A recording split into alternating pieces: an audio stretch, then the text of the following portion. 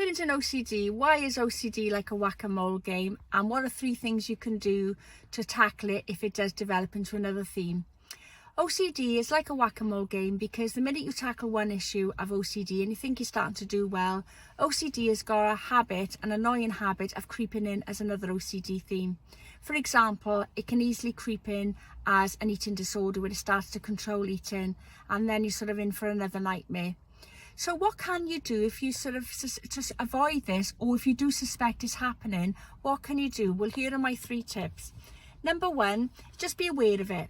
I wasn't aware of it, sadly, and it did develop into an eating control with my daughter, and I say then we ended up with a whole new load of problems. So the first thing is to be aware that this can happen and to be on the lookout for it. Number 2, try and keep your child's anxiety low. This is what I do all the time now. If I can see my daughter's anxiety levels are high, or they're likely to overspill in her anxiety bucket, I do things with her fun. This can be by distracting with a conversation. It can be if I pop in for a coffee.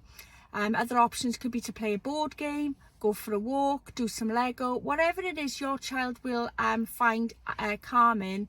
Just do that with them to try and keep anxiety levels low, because the lower you keep your child's anxiety, the less opportunity OCD has of creeping in.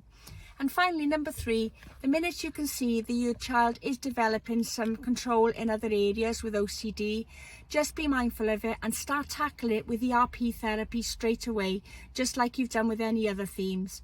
So I hope that's proved useful on why OCD is like a whack-a-mole game and what you can do to counteract it the minute you think this is happening.